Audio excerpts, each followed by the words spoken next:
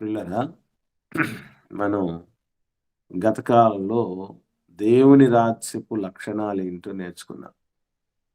దేవుని రాజ్యంలో నీతి, సమాధానము, పరిశుద్ధాత్మయందలి ఆనందము అనేటటువంటి విషయాన్ని, ఈ విషయాలను ఒక్కొక్కటిగా నేర్చుకోవడం జరిగింది మనం గత కాలంలో. ఈ సమయంలో భూత, వర్తమాన, భవిష్యత్తు కాలములలో దేవుని రాజ్యపు యొక్క ఉనికిని గురించి మనం నేర్చుకునే ప్రయత్నం చేద్దాం. ఎందుకనంటే రాజ్యం అనగానే అది ఎప్పుడు ఉనికిలోనికి వచ్చింది? ఎవరు దాన్ని స్థాపించటం జరిగింది? ఆ రాజ్యంలో ముఖ్యమైనటువంటి వ్యక్తులు ఎవరు ప్రారంభంలో? అలాగే నేడు ఆ రాజ్యం పరిస్థితి ఏంటి? భవిష్యత్తులో దాని పరిస్థితి ఏంటి? అనేటటువంటిది ఈ 3 కాలాలు, 3 యుగాలలో మరి ఏ రీతిగా ఉంటున్నదో అనేటటువంటిది చాలా చాలా ప్రధానమైనటువంటి విషయం. ఎందుకనంటే రాజ్యం యొక్క గొప్పతనము దాని యొక్క ఉనికి మీద, దానిని స్థాపించిన వ్యక్తి మీద, ఆ వ్యక్తి కలిగి ఉన్న ఆదర్శాల మీద ఆధారపడి ఉంటుంది. ఇప్పుడు ఫలానా రాజ్యం గురించి మాట్లాడేటప్పుడు చాలా గొప్ప రాజ్యమండి అది అని చెప్తూ ఉంటారు కొంతమంది. కొంతమంది మాట్లాడుతూ ఆ రాజ్యం చాలా ప్రమాదకరమైందండి. చాలా భయానకమైందండి. ఘోరమైనటువంటి రాజ్యం అండి. క్రూరమైన రాజ్యం అండి అని కొందరు ఆ రాజ్యాల గురించి చెప్తూ ఉంటున్నారు. రాజ్యము వ్యక్తిని బట్టి, రాజ్య స్థాపకుడిని బట్టి, రాజ్యాన్ని పరిపాలిస్తున్నటువంటి వ్యక్తిని బట్టి రాజ్యానికి మంచి పేరో, చెడ్డ పేరో వస్తుంది మర్చిపోకండి. ఎందుకంటే దేశం అంటే మట్టి కాదు. రాజ్యం అంటే ఏదో కొండలు, గుట్టలు, కోటలు ఇవి గాదు. రాజ్యం అంటే మనుషులు, ప్రజలు అనేటటువంటి విషయం మనం మర్చిపోకూడదు. కాబట్టి లోక సంబంధమైన రాజ్యాలలో ఇది పలానా కారణాన్ని బట్టి ఇది గొప్ప రాజ్యం అని రకరకాలుగా చెప్తూ, ఇది ఈ కారణాన్ని బట్టి ఇది చెడ్డ రాజ్యం అని చెప్తూ ఉంటారు చాలామంది. బానే ఉంది. లోక రాజ్యాలకు సంబంధించినటువంటి సమాచారం మనకు కాస్త కూస్త తెలుసు. చాలామంది ఈవెన్ మనకు అన్య విశ్వాసులు గూడా ఏమని జెప్తూ ఉంటారంటే, రామరాజ్యం రావాలి అన్నటువంటి మాటలు వాళ్ళు చెప్తూ ఉంటారు. ఎందుకంటే, వాళ్ళకు ఒక ఐకానిక్ ఒక మాదిరికరమైనటువంటి, ఆదర్శప్రాయమైనటువంటి ఒక రాజు ఉండేవాడు. ఆయన రాజ్యం ఈ విధంగా ఉండేదని రకరకాలుగా చెప్తూ ఉంటారు. మరి దేవుని పిల్లలంగా దేవుని రాజ్యంలోనికి వచ్చామని అని అనుకుంటున్నటువంటి మనకి అసలు అది ఆ రాజ్యం ఎక్కడ ప్రారంభమైంది? ఎప్పుడు ప్రారంభమైంది? ఎవరితో ప్రారంభమైంది? ఎవరు ప్రారంభించారు? ఇది మనం ఒకవేళ ఎప్పుడన్నా ప్రశ్నించుకున్నామా?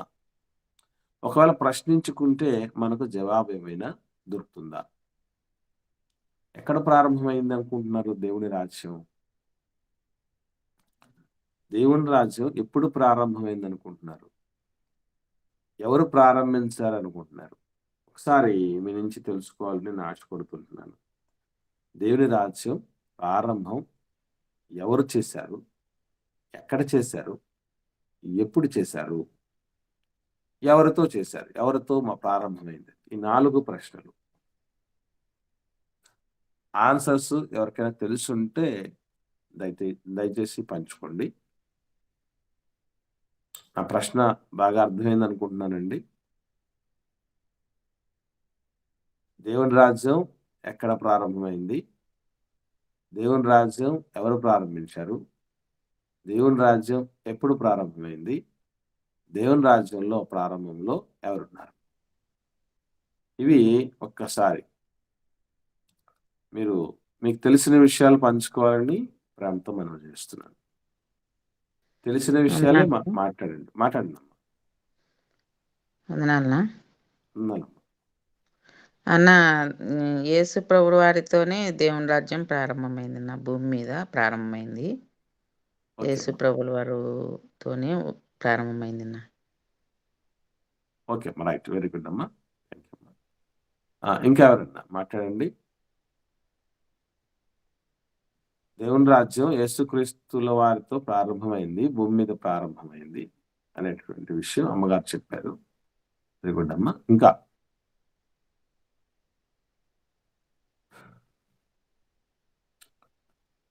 అమ్మ చెప్పిన మాట విషయమే కాకుండా వేరే విషయాలు ఏమైనా మీకు తెలిసినట్టు ఉన్నాయా అనేటువంటి విషయాలు ఎవరన్నా ఉంటే మాట్లాడండి.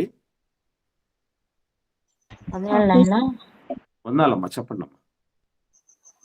పరలోకమందున్న రాజ్యం ప్రారంభమైంది గనుక నీ రాజ్యం మాకు వచ్చినగా కానీ శిష్యులకు నేర్పారు కదా యేసుక్రీస్తు వారు. అక్కడ ఉన్న రాజ్యాన్ని భూమి మీద క్రీస్తు ద్వారా స్థాపించబడాలని అలాగే చెప్పినట్లుగా నేను అనుకుంటున్నాను. గుడ్ గుడ్, వెరీ గుడ్ అమ్మా. ఇక్కడ అమ్మ కూడా మంచి మాట చెప్పారు.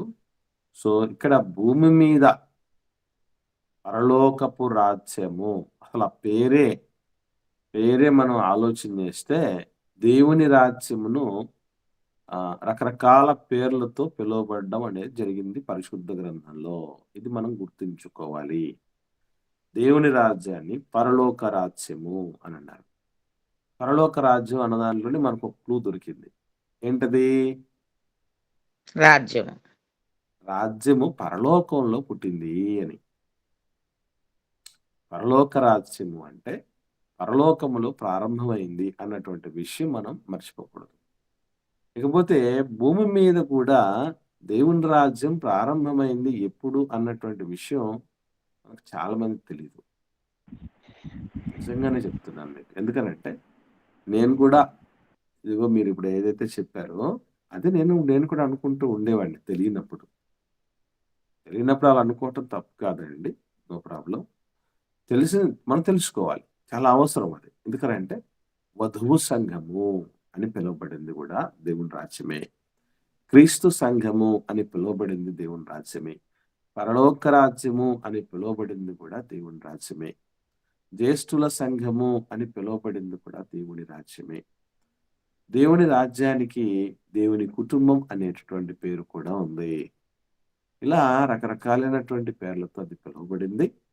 ఇకపోతే దేవుని రాజ్యము మొట్టమొదటిగా ప్రారంభమైంది పరలోకమందే. ఇది ఎలా చెప్పగలము?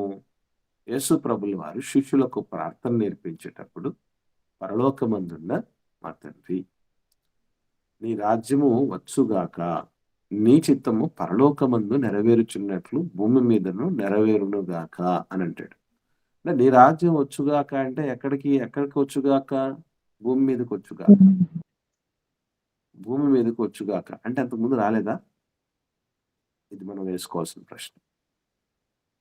అంతకు ముందు రాలేదా? ఇది ఎలా మనం అర్థం చేసుకోవాలంటారు? ఇకపోతే ఈ ప్రార్థనలోనే ప్రభు వారు చెప్పుకొని ఏం చెప్తున్నారంటే పరలోకంలో దేవుని రాజ్యం అన్నది ఉన్నది.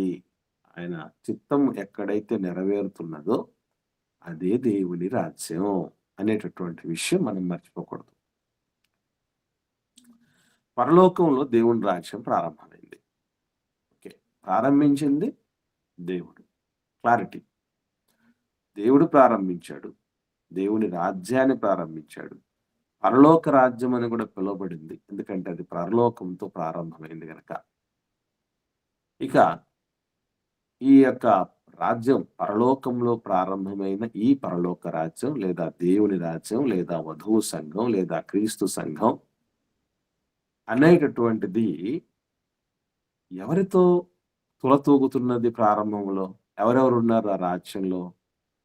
పరలోకంలో ఉన్న రాజ్యంలో ఎవరెవరు ఉండేవాళ్ళు?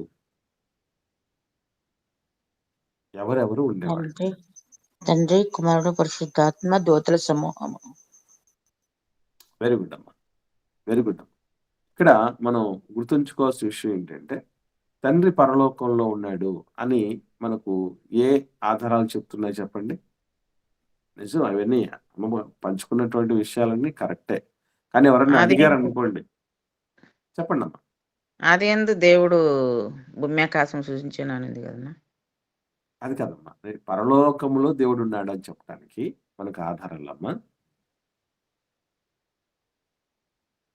క్లారిటీ క్రీస్తు యేసుప్రభుల వారు భూమి చేసినట్టు సృష్టి పుట్టక నేర్పించినటువంటి ముందే నేను ప్రార్థనే ఉన్నాను అన్నాడు కదన్న. సృష్టి పుట్టక ఆ ముందే నేను శిష్యులకు నేర్పించిన ప్రార్థనలో పరలోకమందున్న మా పరలోకమందున్న తండ్రి అంటే తండ్రి పరలోకంలో ఉన్నాడు అనేటటువంటి విషయం మనకి ఇక్కడ అర్థమవుతుంది. ఒక క్లూ.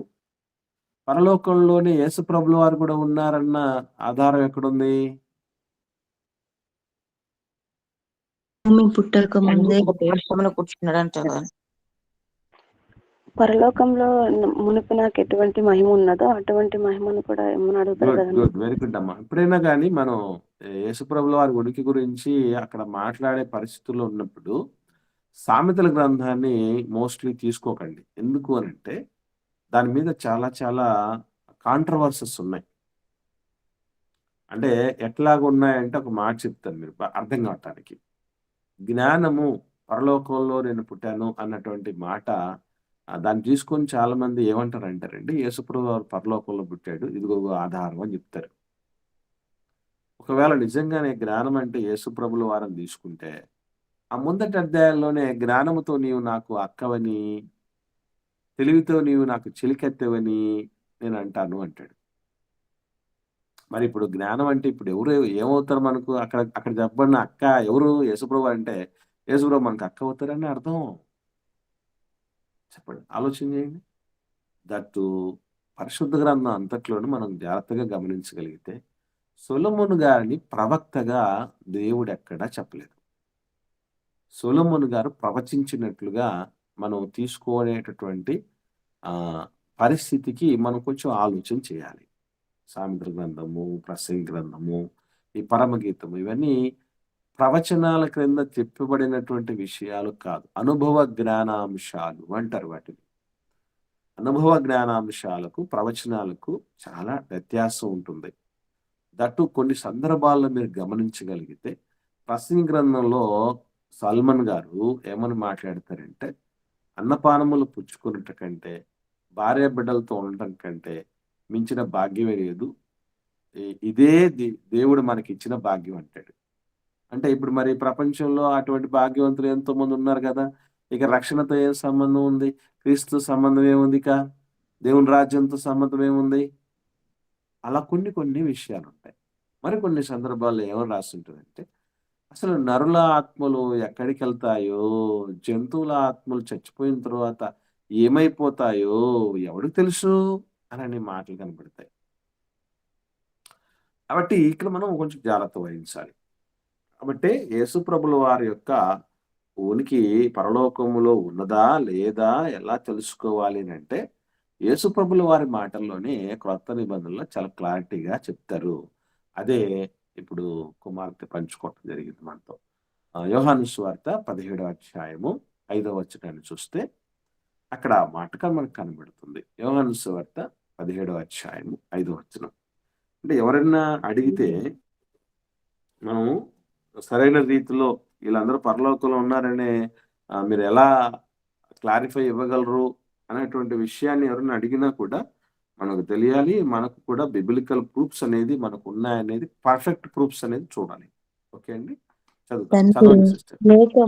తండ్రి లోకము పుట్టక మునుపు నీ యొద్ద నాకు ఏ మహిమ ఉండెనో ఆ మహిమతో నన్ను ఇప్పుడు నీ యొద్ద మహిమపరచుము.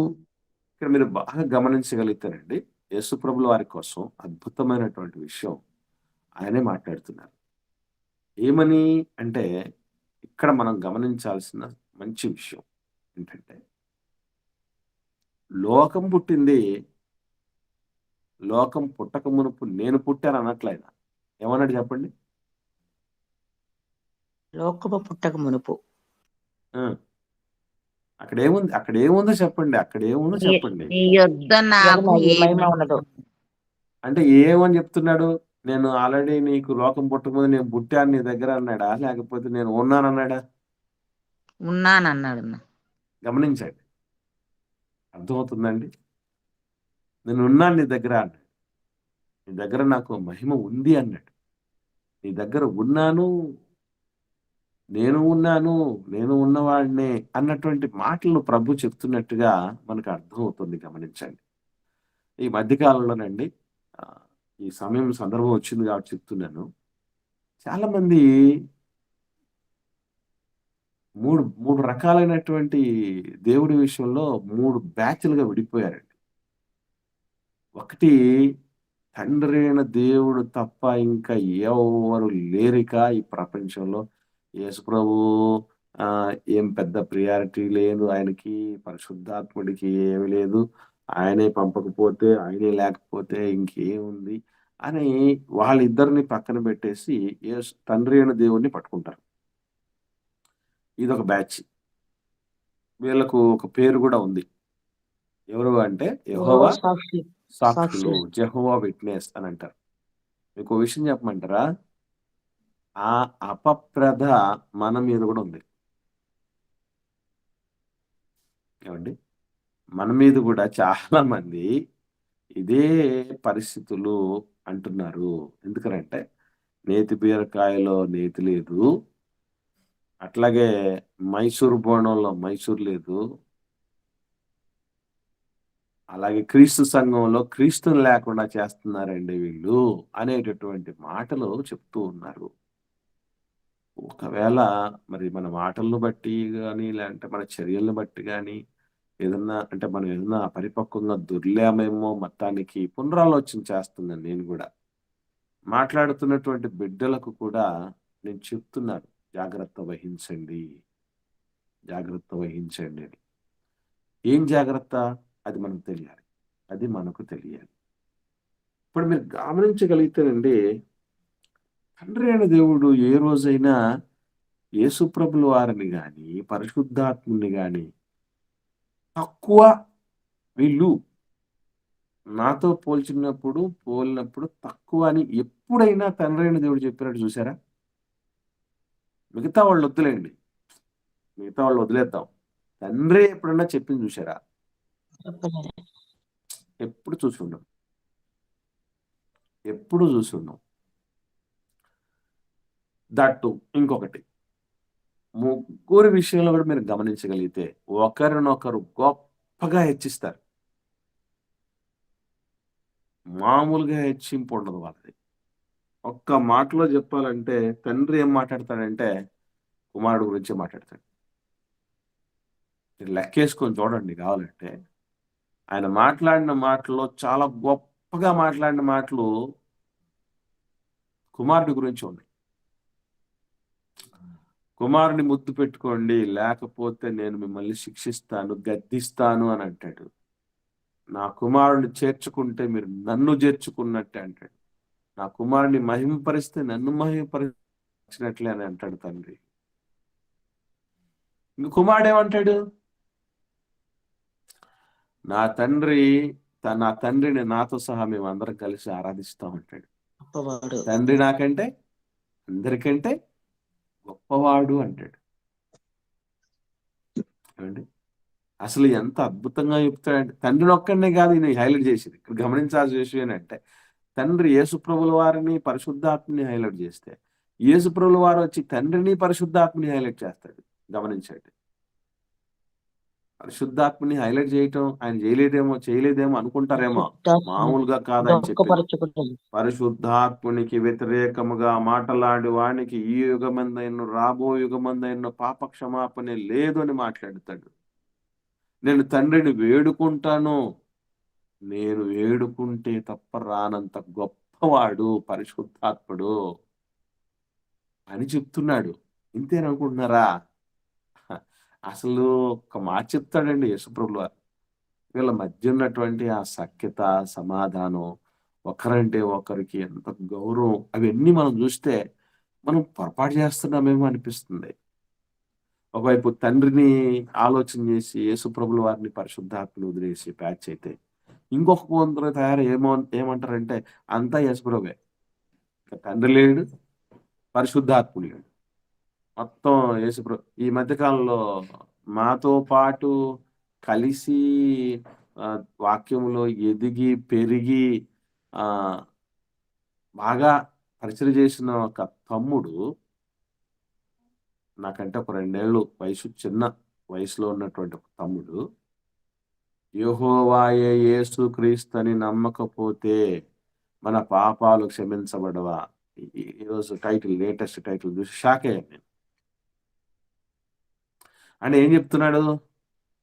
ఆయనే ఈయనే పరిశుద్ధాత్ముడు, త్రిపాత్రాభినయం చేయడానికి వచ్చారని కూడా చెప్తున్నటువంటి వాళ్ళు ఉన్నారు. దీనికి పాత నిబంధనలో, కొత్త నిబంధనలో ఇదిగో చూడండి, అదిగో చూడండి, ఇదిగో పులి, అదిగో తోక అన్నటువంటి విషయాలు చాలా చెప్తున్నారు. ఇది ఒక బ్యాచ్. ఇక మూడో బ్యాచ్ ఉంది. ఈ తండ్రి కాదు, యేసుప్రభుల వారు కాదు, అంతా పరిశుద్ధాత్ముడే. అంత పరిశుద్ధాత్ముడే. ఒకవేళ ఎక్కువ మాట్లాడితే వీళ్ళిద్దరూ కూడా ఆఖరికి వచ్చి నిలబడిపోయింది పరిశుద్ధాత్ముడితోనే. తండ్రి యేసుప్రభు వచ్చాడు, యేసుప్రభు పరిశుద్ధాత్ముడు వచ్చాడు, పరిశుద్ధాత్ముడు తర్వాత ఇంక వేరే రోల్ లేదు. అంటే అర్థం ఏంటి? ఇప్పుడు మనతో కూడా ఉండేది కూడా ఆయన ఫైనల్. అది మనతో ఉన్న దేవుడు ఆయన కాబట్టి ఆయన మనకు ఫైనల్. కాబట్టి ఆయన విషయంలో జాగ్రత్త వహించండి, ఆయన పవర్ఫుల్ అనేటటువంటి రీతిగా మాట్లాడారు కొందరు. మనం అందరం ఏ బ్యాచ్లకు ఉండాలి? ఈ 3 బ్యాచ్లు ఏ బ్యాచ్లకు రావాలనుకుంటున్నారు మీరు? ముగ్గురు ఉన్నారు. అంటే ఒక్క మాటలో చెప్పాలంటే 4వ బ్యాచ్లకు రావాలి. ఎవరి పని వాళ్ళు చేస్తున్నారు అని. ఎవరు ఎవరిని తక్కువ చేసే పని మనం పెట్టుకోకూడదు. ఏం పని మనకి అది? మనకు ఏం పని? వాటి విషయంలో అసలు వాళ్ళ గురించి అంతగా అసలు మాట్లాడడానికి మాట్లాడితే ముగ్గురు ఒకరినొకరు హెచ్చరించుకున్నారు.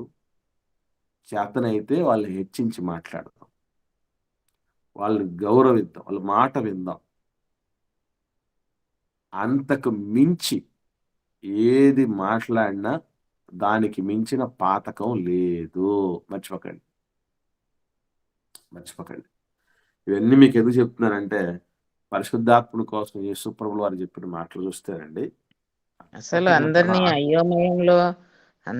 అయోమయంలో పడివేస్తాను ఈ మెసేజ్లు పెడుతూ చాలా మందికి. నేను అందుకేనమ్మా, మీరు ప్రేయర్ లో జ్ఞాపకం చేసుకోండి.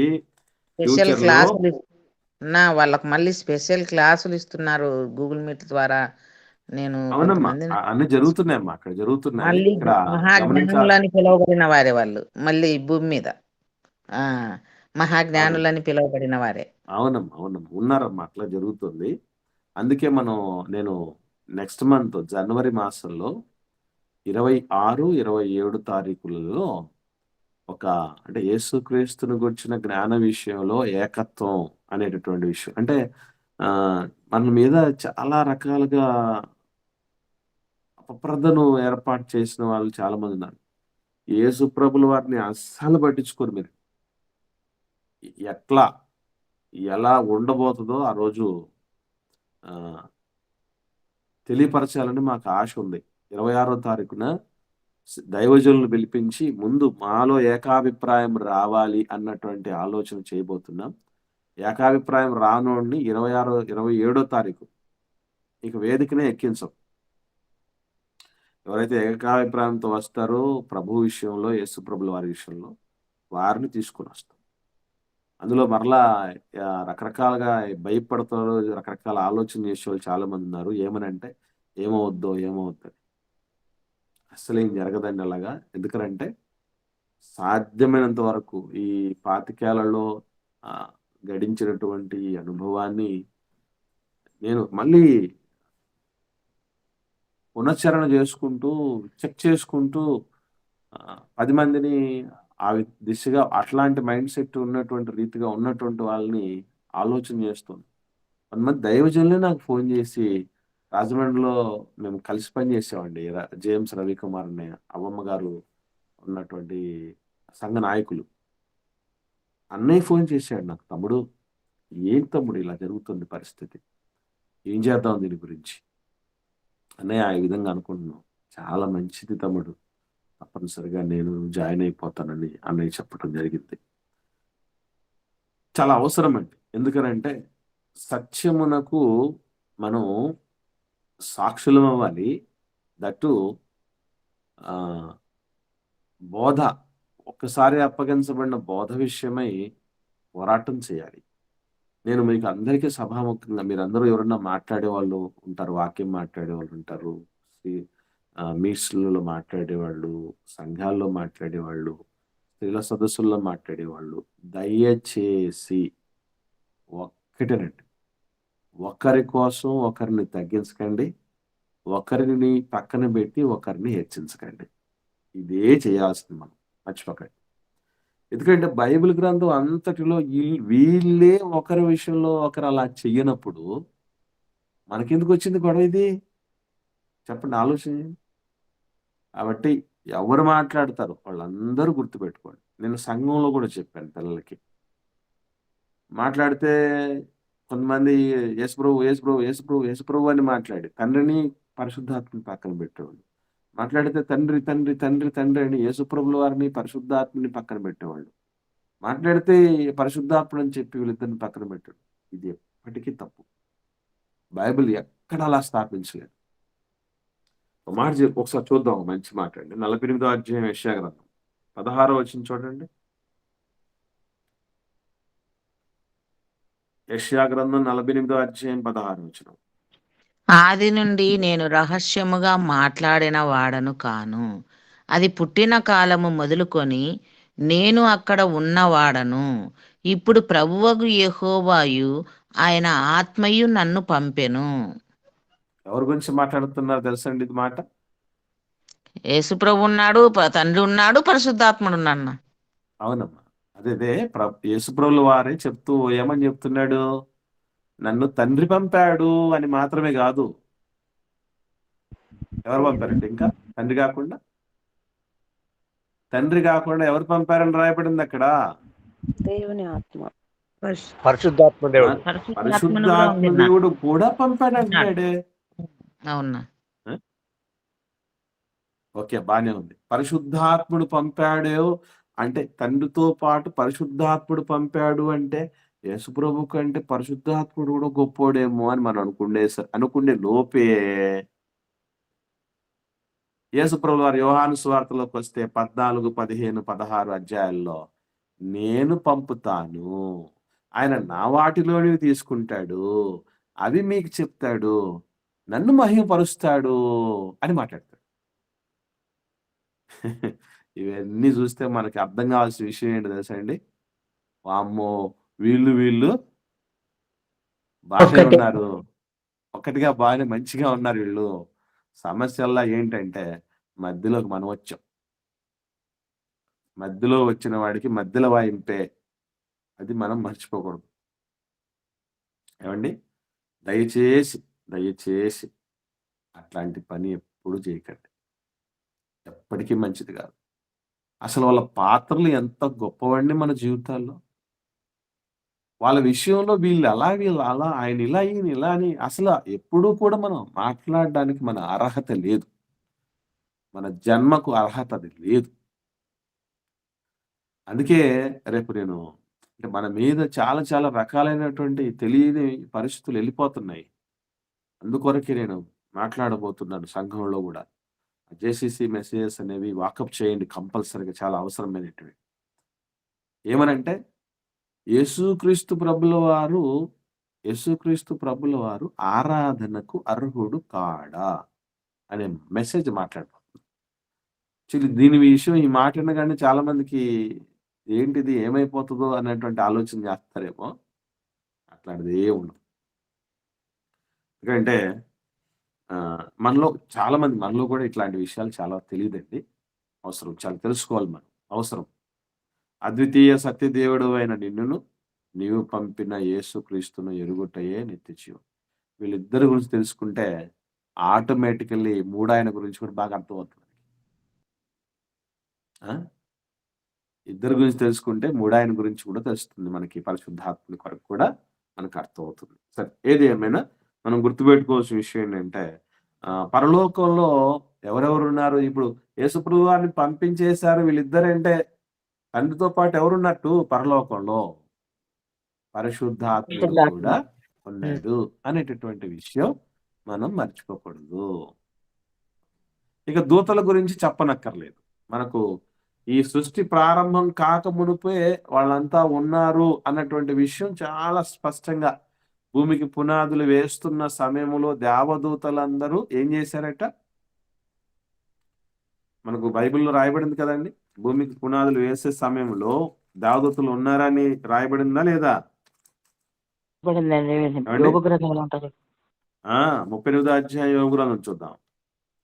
భూమికి పునాది వేస్తున్న సమయంలో ఎవరున్నారు అనేటటువంటి విషయం మనం గమనించగలిగితే 7వ వచనం, యోబు గ్రంథం 38వ అధ్యాయము 7వ వచనంలో ఒకరు చదవండి దయచేసి. ఉదయములు ఏకంగా కూడి పాడినప్పుడు దేవదూతలందరూ ఆనందించి జయధ్వనులు చేసినప్పుడు దాని మూల రాతిని వేసిన వాడెవడు? అంటే మనకి ఏమర్థమైంది చెప్పండి. ఇప్పుడు దేవదూతలు కూడా భూమికి పునాది వేయబడక ముందు నుంచే దేవదూతలు ఉన్నారు. మరి భూమి లేనప్పుడు, ఈ సృష్టి లేనప్పుడు మరి ఎక్కడ ఉన్నారు వాళ్ళు? పరలోకంలో ఉన్నారు. పరలోకంలో ఉన్నారు. కాబట్టి దేవుని రాజ్యములో ప్రారంభమైంది, పరలోకంలో ప్రారంభమైంది. నంబర్ 1 ప్రారంభించినటువంటి వాడు తండ్రి. ఇక్కడ మనం గమనించాల్సిన విషయం ఏంటంటే, మనకు ఒక ఫ్యామిలీ స్ట్రక్చర్ మనకు అర్థం కావటానికి కోసం మాత్రమే మనం గమనించాల్సిన విషయం ఏంటంటే, ఒక ఫ్యామిలీ స్ట్రక్చర్లో ఫ్యామిలీ హెడ్ ఉంటారు. హెడ్ కింద మిగతా ఫ్యామిలీ మెంబర్స్ ఉంటారు. ఈ విషయం మనకు పిక్చరైజ్ చేయటానికి నీట్గా ఎప్పుడూ కూడా మీరు గమనించండి. తండ్రి తండ్రి తండ్రి అన్న స్థానం యెహోవా దేవుడికి ఇవ్వబడినటువంటి పరిస్థితి. దాన్ని అలాగే మనం కాపాడతాం, అంతే. దాన్ని అలాగే ట్రీట్ చేద్దాం. ఏమండి, మీకు అర్థమవుతుందా? కాబట్టి తండ్రి అయినటువంటి దేవుడు ప్రారంభించినటువంటి వాడిగా మనం చూసి, మరి అలాగని మనం రాజ్యం ప్రారంభించేటప్పుడు వీళ్ళ పాత్ర లేదా అంటే ఎవరు లేదన్నారు? తండ్రి ఏ రోజు కూడా ఏ విషయంలో కూడా ఒంటరిగా డెసిషన్ తీసుకున్నటువంటి దాఖలాలు లేవు చరిత్రలో. దీన్ని మనం ఎక్కడ ఆలోచన చేసాం? సృష్టి ప్రారంభంలో కూడా ఏం చేశాడండి? డిస్కషన్ జరిగింది కదా. తర్వాత మానవుడి ప్రారంభము దగ్గర కూడా డిస్కషన్ జరిగింది. అన్ని విషయాల్లో వీళ్ళు డిస్కస్ చేసుకుంటున్నటువంటి విషయం మనం అర్థం చేసుకోవాలి. ఇది మనం గుర్తుపెట్టుకోవాల్సిన విషయం. కానీ అల్టిమేట్గా తండ్రి అనేటటువంటి ఒక ప్లేస్ అనేటటువంటిది ఉంది. దాని విషయంలో యేసుప్రభుల వారు పరిశుద్ధాత్ముడే నొక్కి ఒక్కానించి వాళ్ళే అడ్జస్ట్ అవుతున్న పరిస్థితులు. మనం అడ్జస్ట్ కాకపోతే ఎట్లాగా? ఇది మనం అర్థం చేసుకోవాలి. ఓకేనండి. తర్వాత మీరు గమనించాల్సిన విషయం ఏంటంటే, ఆ తండ్రి ప్రారంభించిన పరలోక రాజ్యంలో తండ్రి, యేసుప్రభుల వారు, పరిశుద్ధాత్మ దేవుడు, దేవదూతలు వీళ్ళందరూ ఉన్నారు. ఇది ప్రారంభం, దేవుని రాజ్యము యొక్క ప్రారంభం ఇది. అయితే ఆ రాజ్య విస్తరణ ఎక్కడ ప్రారంభమైంది? రాజ్య విస్తరణ అంటే పరలోకం అంతా దేవుని రాజ్యం ఉంది. మరి ఇంకా విస్తరణ అంటే ఎక్కడ చేయాలి? ఇప్పుడు భూమి మీద. నెక్స్ట్ ఏంటి అంటే కంపల్సరిగా భూమి మీదనే. సో దేవుని రాజ్య విస్తరణ ప్రారంభమైనది భూమి మీద. ఇప్పుడు భూమి మీద ఎప్పుడు ప్రారంభమైంది? భూమి మీద దేవుని రాజ్యము ఎప్పుడు ప్రారంభమైందని అనుకుంటున్నారు? ఇప్పుడు మనం అనుకున్నా అంటే మనం దేవుని రాజ్యం అన్నది యేసుప్రభుల వారి ద్వారా పరిశుద్ధాత్మని రాకతో పెంతెకొస్తు పండుగ దినాన్న ప్రారంభమైందని అనుకుంటారు. కాదు కాదు కాదు. మరి ఆ విధంగానైతే కొన్ని మాటలకు మనం జవాబులు ఆలోచన చెయ్యాలి. ఏంటది అంటే, ఇప్పుడు శామ్యూల్ గారి దగ్గరికి, సమూయేలు గారు ఉన్నారు కదండి, సమూయేలు గారి దగ్గరికి పెద్దలందరూ వస్తారు, ఇశ్రాయేల్ పెద్దలందరూ వస్తారు. వచ్చి ఒక ప్రపోజల్ ఆయన దగ్గర పెడతారు. ఏమిటది? అయ్యా, నీ కుమారులు ఇప్పుడు యాజకత్వం చేస్తున్నారు కదా, న్యాయాధిపతులుగా ఉంటున్నారు కదా, వాళ్ళు నీలాంటి వ్యక్తిత్వం కలిగిన వాళ్ళు కాదయా, చాలా క్యారెక్టర్లెస్ పర్సన్స్ వాళ్ళు, మీకు తెలియదే ఉంది. కాబట్టి మీరు ఏం చేస్తారంటే, ఇప్పుడు మీరా వృద్ధులు అయిపోయారు, మీ రోల్ అయిపోయింది, నీ కుమారులు చూస్తామంటే వాళ్ళు మీలాగా లేరు వాళ్ళు. కాబట్టి ఒక పని చేద్దాం, సకల జనుల మర్యాద చొప్పున మాకు ఒక రాజు కావాలి అన్న ప్రపోజల్ ఆయన పెట్టినప్పుడు ఈ మాట సమూయేలు గారికి చాలా ప్రతికూలంగా అనిపిస్తుంది. ఆయనకు మనస్కరించదు, ఇష్టం అనిపించదు, ఏదో తేడాగా ఉన్నట్టు ఉంది పరిస్థితి అని దేవుడి దగ్గర మొరపెట్టినప్పుడు దేవుడు మాట్లాడుతూ కొన్ని మాటలు చెప్తాడు. ఏమని ఒకసారి చూద్దామా? సమూయేలు మొదటి గ్రంథము 8వ అధ్యాయము 7వ వచనం. సమూయేలు మొదటి గ్రంథం 8వ అధ్యాయము 7వ వచనం. అందుకు యెహోవా ఒకటి చదవండి. అందుకు యెహోవా సమూయేలునకు సెలవిచ్చినదేమనగా, జనులు నీతో చెప్పిన మాటలన్నిటి ప్రకారము జరిగింపుము. వారు నిన్ను విసర్జింపలేదు గాని తమ్మును ఏలకుండా నన్నే విసర్జించి ఉన్నారు. ఇదేంటిది? రాజ్యం రాజుగా దేవుడున్నాడు అని చెప్తున్నట్టుంది కదా ఇక్కడ. వాళ్ళని ఏలకుండా నన్ను విసర్జించాడు అంటే అప్పటికే, అంటే భూమి మీద ఇశ్రాయేలీల రాజ్యం ప్రారంభం కాకమునిపే, ఐక్య ఇశ్రాయేలు సామ్రాజ్యపు తొలి రాజు గద్దెనెక్కక మునిపే, సౌలు రాజు గాక మునిపే చెప్తున్నటువంటి మాటలండి ఇవి. దీన్ని బట్టి మనం ఏం అర్థం చేసుకోవాలి చెప్పండి? అంటే దాదాపు క్రీస్తు పూర్వం 1000 సంవత్సరాల మునుపు నుంచి కూడా దేవుని రాజ్యము ఉన్నది. అర్థమవుతుంది మీకు? దేవుని రాజ్యము అప్పటి నుంచే ఉన్నది. ఇంకా చెప్పాలంటే అసలు భూమి మీద మానవ జాతి ప్రారంభమైనప్పటి నుంచి దేవుని రాజ్యం ఉన్నది. దేవుని రాజ్యం ఉన్నది. ఎలా చెప్పగలం ఇది? ఇప్పుడు ఆయన తొలి మానవుడికి ఏమిచ్చాడండి? తొలి మానవుడికి ఏమిచ్చాడు? ఏదైనా తోటి అంటే మనకు అధికారం ఇచ్చాడు. అధికారాలు ఇచ్చేది ఎవరండి? అధికారాలు ఇచ్చే వ్యక్తి ఎవరు అంటే పరమ అధికారి, రాజు. మీరు ఏలండ్రా అని చెప్పేవాడు ఏలిక కాదేంటి? మళ్ళీ చెప్తున్నా, ఏలండి అని అధికారం ఇచ్చే ఆయన ఏలిక కాదేంటి చెప్పండి? ఓ బెచ్చగాడు వచ్చి ఏలండి చెప్పగలడు చెప్పండి? ఓ సాధారణ మానవుడు వచ్చి ఏలండి అని అధికారం ఇస్తాడండి? అర్థమవుతుందా? భూమి మీద జీవులను, సముద్రంలో చేపలను, ఆకాశ పక్షులను, వాటన్నిటిని మీరు ఏలండి అంటాడంటే ఏలండి అని అధికారం ఇచ్చిన ఆయన ఏలిక కాదా? ఇది గమనించాలి. అంటే చూసాం కదా, అది ఆ మాట మనకు తెలుసు కదండి. ఆదికాండం మొదటి అధ్యాయము 28వ వచనం. ఆదికాండం మొదటి అధ్యాయము 28వ వచనంలో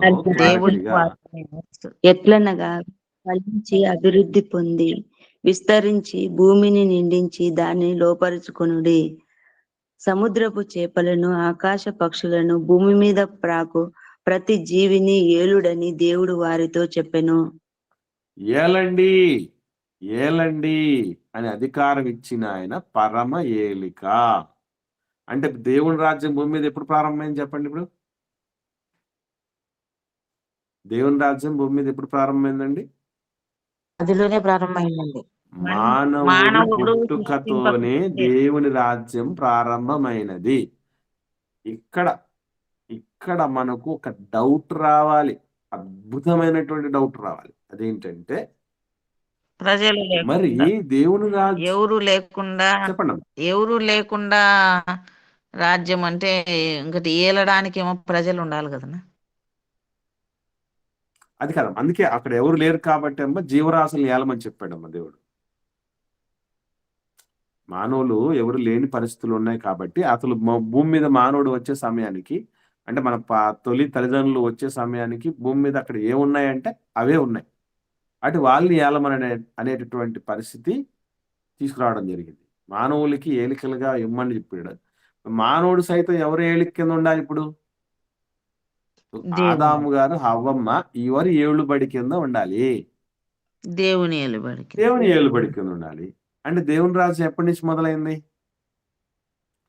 మానవుడి యొక్క ప్రారంభముతోనే దేవుని రాజ్యం ప్రారంభమైనది అని మనం మర్చిపోకూడదు.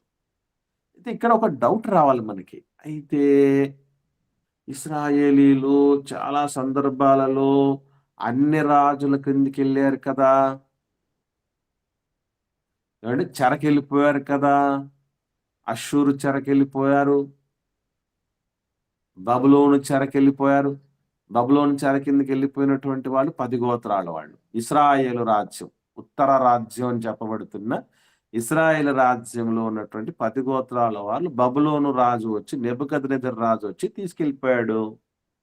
అట్లాగే దక్షిణ రాజ్యంగా ఉన్నటువంటి 2 గోత్రాలు యూదా గోత్రం, బెన్యామీను గోత్రం కింద ఉన్నటువంటి యూదా రాజ్యాన్ని అష్షూరు చెరకు తీసుకెళ్ళటం జరిగింది. వీళ్ళు చెరకెళ్ళిపోయినప్పుడు అప్పుడు దేవుడు పరిపాలిస్తున్నాడా లేడా? ఇంకేముంది? వాళ్ళు దేవుడి పిల్లల్ని తీసుకెళ్ళిపోయి మళ్ళు బానిసలుగా చేసుకున్నటువంటి సందర్భాలున్నాయి కదా! అంత మాత్రమే కాదు. అక్కడ దాకా కాదు. న్యాయాధిపతుల గ్రంథంలోనే ఎన్నో సందర్భాల్లో దేవుని ప్రజలను ఎవరు ఏలినట్టుగా చూస్తాం? ఆమోరీయులకు కొన్ని సందర్భాల్లో అప్పగిస్తారు కదా!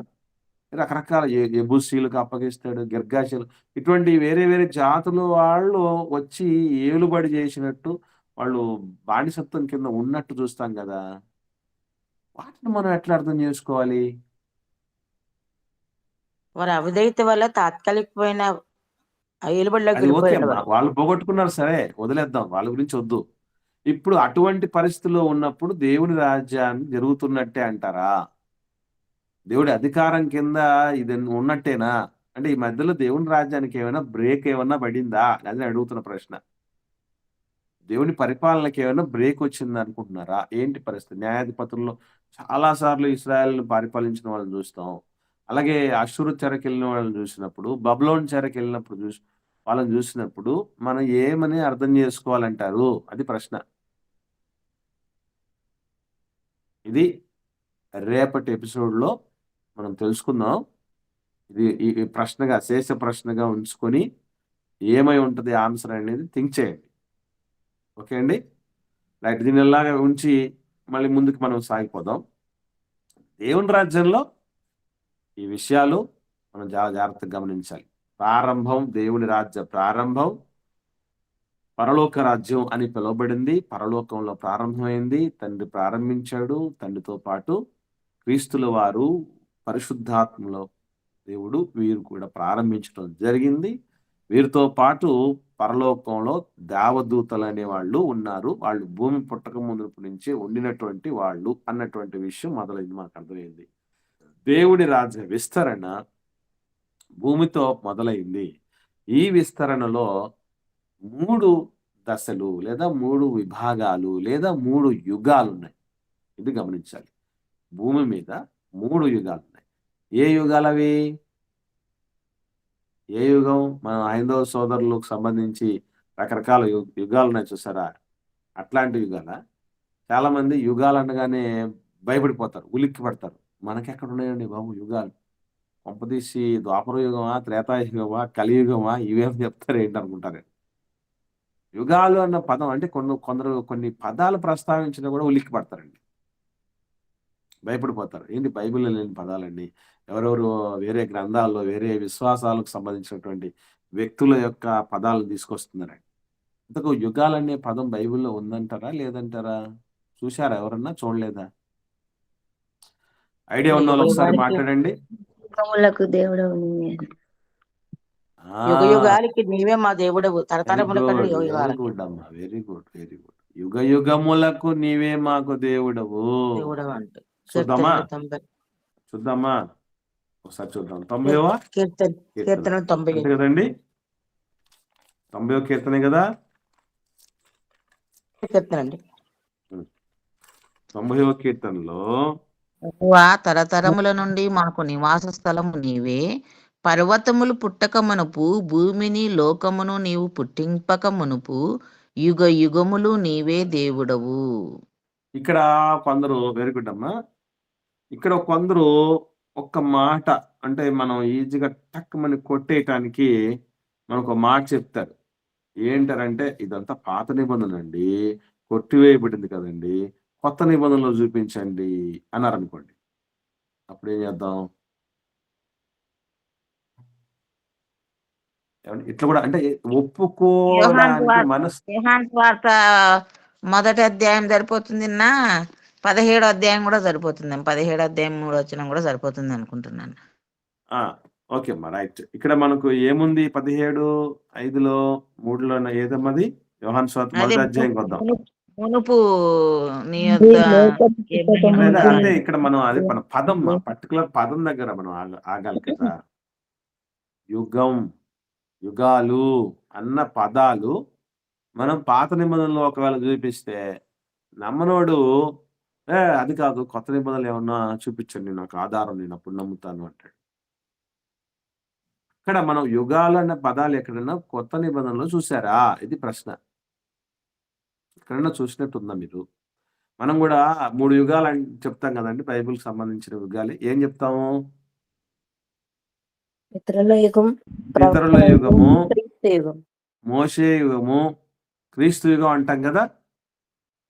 ఇది యుగాలు యుగాలు యుగాలని మనం చెప్పినప్పుడు ఈ ప్రశ్న నేను ఇది మాట్లాడుతున్నప్పుడు ఒకరు నాకు క్వశ్చన్ చేశారు, బ్రదర్ ఈ 3 మీరు ఏ బేస్ మీద చెప్తున్నారు? నాకు ఆధారాలు చూపించండి. పితరుల యుగము అని ఎక్కడుంది బైబిల్లో? మోషే యుగం అని ఎక్కడుంది? క్రీస్తు యుగం అని ఎక్కడుంది? అసలు యుగాలన్న పదమే లేదు బైబిల్లో. ఎట్లా చెప్తారు బ్రదర్ మీరు? ఎట్లాగండి మళ్ళీ గట్టిగా చెప్తారు మీరు అని అడగడం జరిగింది. కాబట్టి మనం రేపటి దినపు ధ్యానంలో ఈ యుగాలన్న పితరులతో మాట్లాడిన దేవుడు ఈ కాలం అంతమందు క్రీస్తుతో మాట్లాడారు, తన కుమారుడైన క్రీస్తు. Very good sister. అంటే మనకి ఉన్నటువంటి ప్రూఫ్స్ ఏమున్నాయి అసలు బైబిల్లో అన్నటువంటి విషయాలతో సహా మనం నేర్చుకున్నాం. ఓకే అండి. మనం ఎందుకు ఈ క్లాసిఫికేషన్, ఈ వర్గీకరణ ఏ బేసిస్ మీద చేసాం? ఏదో మనం ఓన్ బేసిసా, లేకపోతే ఎవరన్నా వేరే సిద్ధాంతాలు ఏమైనా చెప్పారా, లేదంటే బైబిల్లో ఏమన్నా ఉన్నాయా అనేటటువంటిది మనం ఆలోచన చేద్దాం. ఏది ఏమైనా క్రొత్త నిబంధనలో మనం చూడగలిగితే, సిస్టర్ మనకు చెప్పుకునే ఒక మాట చెప్పారు. మనకు హెబ్రీయులకు రాసిన పత్రిక చూద్దాం. ప్రారంభంలో హెబ్రీయులకు రాసిన పత్రిక ప్రారంభంలో ఇక్కడ ఏముందండి? పూర్వకాలము నానా సమయంలో నానా విధములుగా ప్రవక్తల ద్వారా మన పితరులతో మాట్లాడిన దేవుడు ఈ దినముల అంతమందు కుమారుని ద్వారా మనతో మాట్లాడెను. ఆయన ఆ కుమారుని సమస్తమునకు వారసునిగా నియమించెను. ఆయన ద్వారా ప్రపంచములను నిర్మించెను అని మాట మనకు కనపడుతుంది. సో ఇక్కడ పితరులు యేసు ప్రభుల వారు, ఈ పితరులకు యేసు ప్రభుల వారికి మధ్య ఎవరు వచ్చారు? మోషే గారి యుగం వచ్చింది. మోషే గారి ధర్మశాస్త్రపు యుగం మొదలైంది. కాబట్టి ఈ బేసిస్ ని బట్టి మనం 3 ఉన్నాయి అన్నటువంటి విషయం. అలాగే రోమిలకు రాసిన పత్రిక 2వ అధ్యాయంలో కూడా ఏముంటుంది? ధర్మశాస్త్రం లేని కాలం ఒకటి ఉంది, ధర్మశాస్త్రం ఉన్న కాలం ఒకటి ఉంది అనేటువంటి మాటలు కూడా మనం చూస్తాం. అది గమనించండి.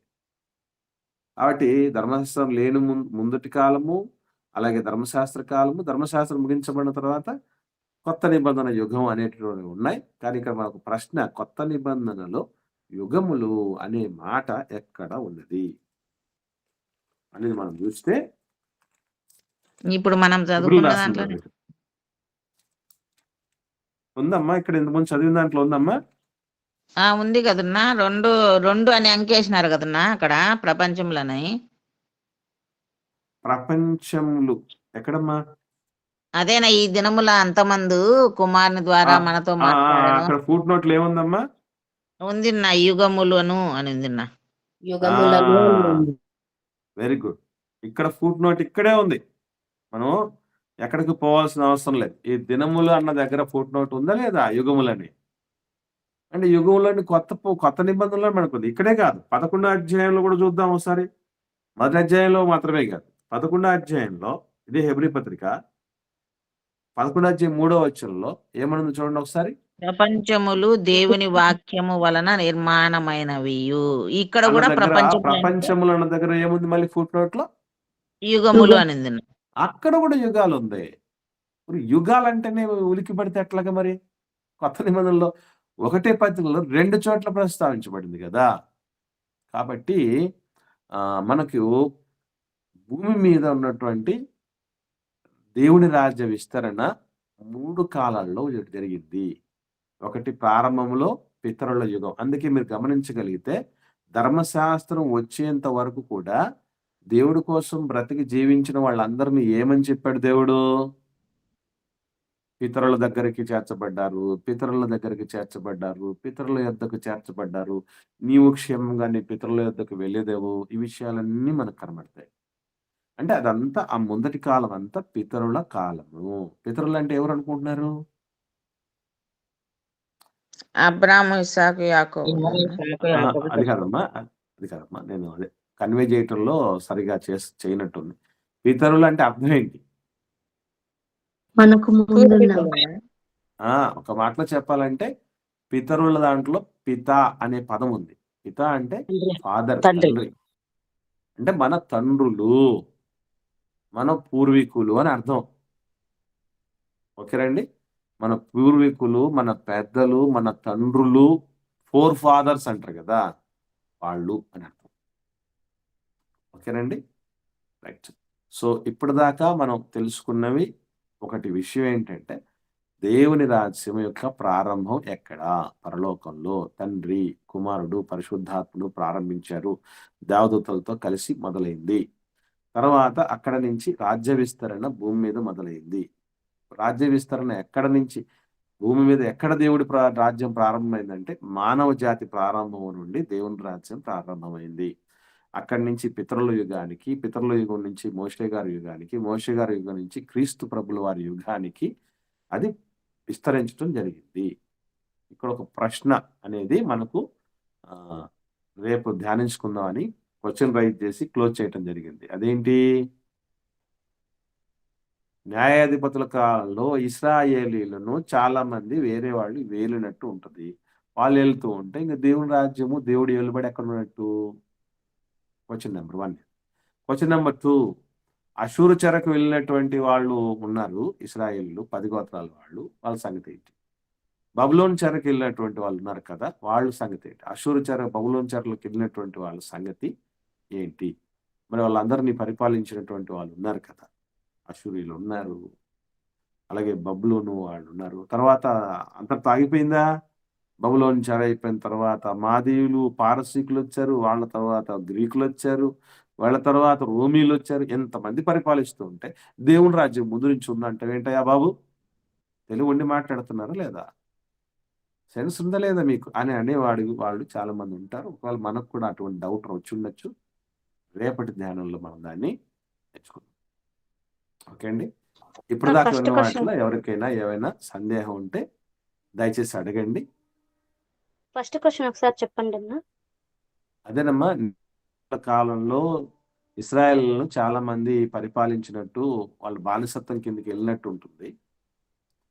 మరి అలాంటప్పుడు దేవుని రాజ్యం అప్పుడు పరిపాలనలో ఉందని ఎలా చెప్పగలరు? అట్లాగే ఇశ్రాయేలీలు బబులోన్ చెరకు వెళ్ళిపోతారు, యూదులు అషూరు చెరకు వెళ్ళిపోతారు. ఈ అషూరు చెరకు, బబులోన్ చెరకు వెళ్ళిపోయినటువంటి వాళ్ళు చెరలో ఉన్నారంటే అప్పుడు దేవుని రాజ్యం ఉన్నట్టేనా? వీటిని మనం ఎలా అర్థం చేసుకోవాలి? ఇదండి ప్రశ్న. ఎవరికి ఏ సందేహాలు లేకపోతే అధ్యక్షుల వారికి సమయాన్ని అప్పగిస్తున్నాం.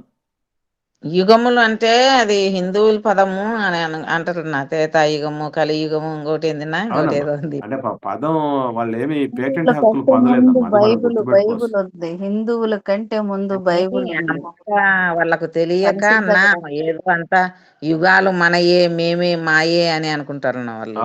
ఈ బైబిల్ తెలియక బైబిల్ చదివి ఫస్ట్ ఆఫ్ ఆల్ సాహిత్యం అంటే లిటరేచర్ మొదలైనప్పుడు, ప్రింటింగ్ మొదలైనప్పుడే మన గ్రంథం ఉందమ్మా. వాళ్ళది ఇప్పుడు కలియుగం నడుస్తుందంట, ఇప్పుడు కలియుగం నడుస్తుంది అంటున్నారండి వాళ్ళు. కలియుగము కలికి అట్లా అవును. కలియుగము త్రేతాయుగము ఇంకొకటి ఏం సిస్టర్ ఇంకేంటి ద్వాపర యుగం అమ్మ, ద్వాపర యుగం. ద్వాపర యుగం రాముడు పరిపాలించిన రైట్. యుగం ద్వాపర యుగం, కృష్ణుడి ద్వాపర యుగం. ఓకే అమ్మా, రైట్. ముగ్గురు సరే, ఆ అయ్యా యుగాల కంటే మనం ఈ ముందు ఈ యుగాల గురించి మనం బాగా ఆలోచన చేద్దాం. రైట్. ఎవరు అధ్యక్షుల ముగ్గురు వారి ముగ్గురు సమయం తీసుకోండి అమ్మా. ముగ్గురు యెహోవాలు అంటున్నారయ్యా. అదేనమ్మా, దాని ముగ్గురు గురించి యెహోవాలు. మనం భవిష్యత్తులో చాలా క్లారిటీ తెలుసుకుందాం అమ్మా.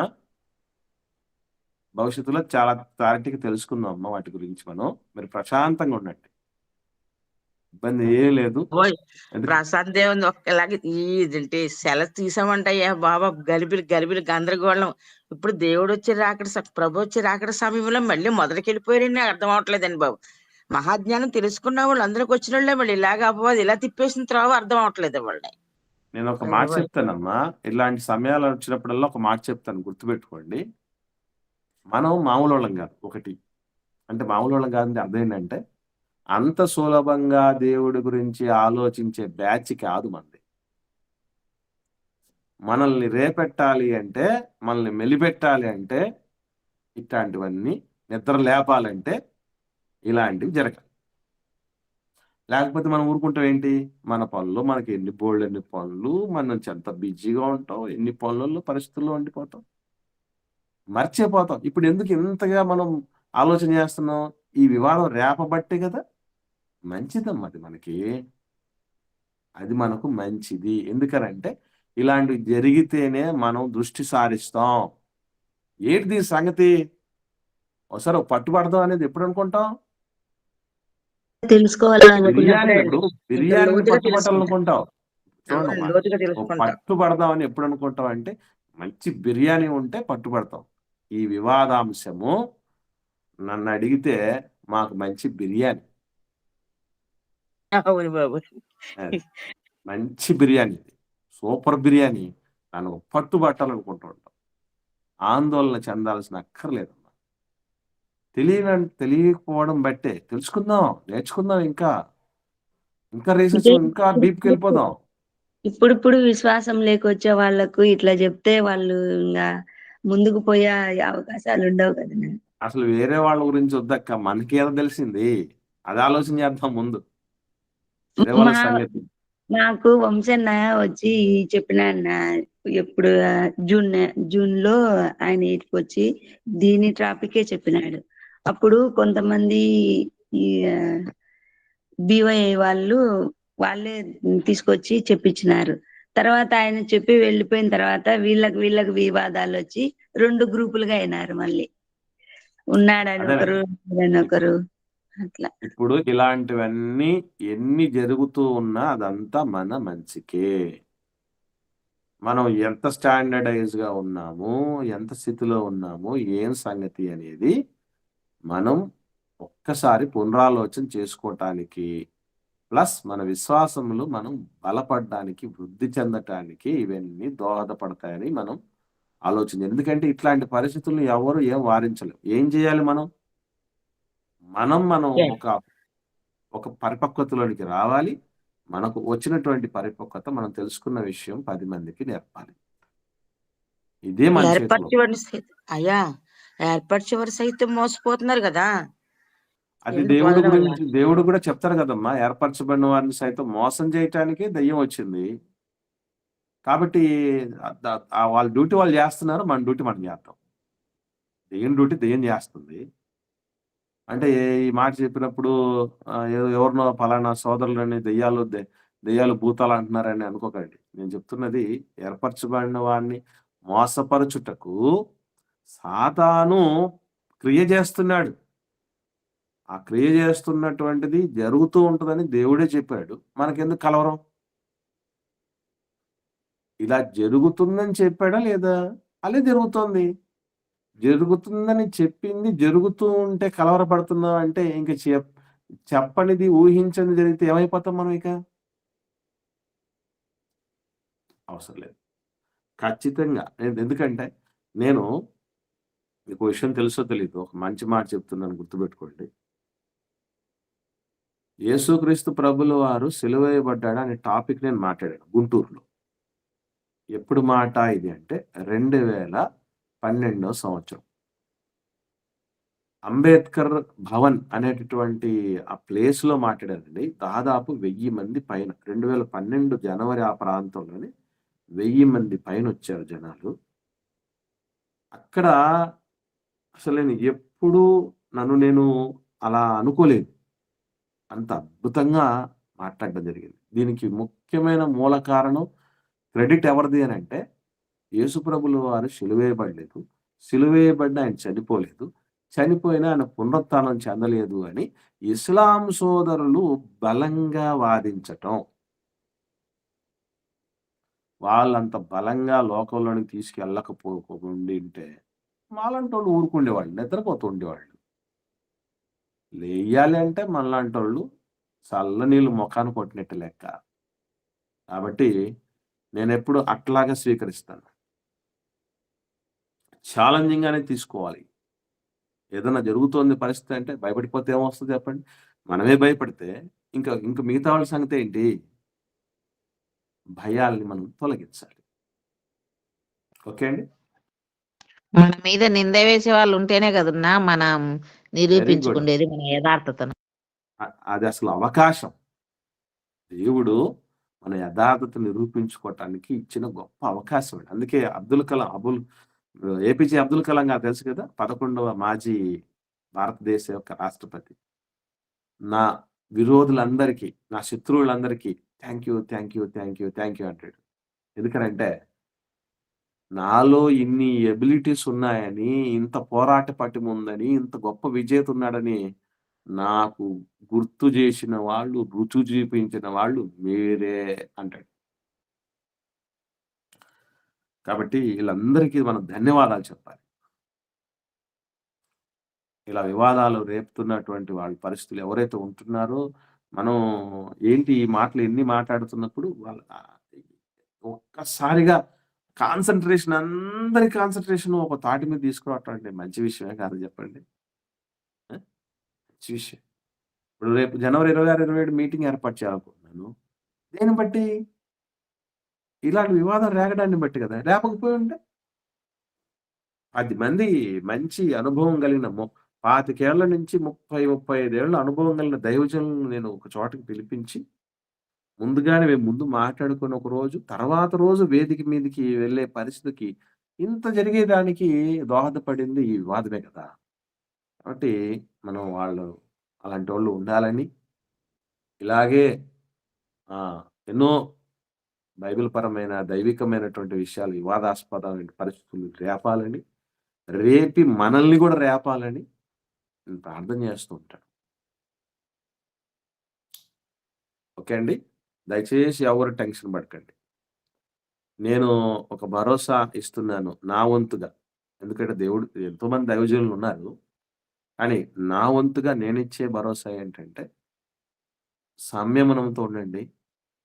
అన్నీ సమసిపోతాయి.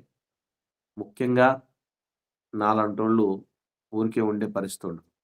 ఎంతోమంది ఆహ్, గలిబిలికి గురయ్యేటటువంటి పరిస్థితి, సందిగ్ధతలోనికి వెళ్ళే పరిస్థితి ఉంటుంది గాబట్టి, దాన్ని నివృత్తి చేయాల్సిన బాధ్యత నాలాంటోళ్ళ మీద, చాలా మంది దైవజనుల మీద ఉంది గనక, ఆ బాధ్యత మేము తీసుకుంటాం. మాతో పాటు మీరు గూడా కలుద్దురు. భవిష్యత్తులో మనం మంచి కార్యక్రమాలు చేయబోతాం. ఇది మైండ్‌లో పెట్టుకోండి దయచేసి. ఓకే అండి. రైట్. అధ్యక్షుల వారు తీసుకోండి. సమయం ఎక్కువైపోయింది.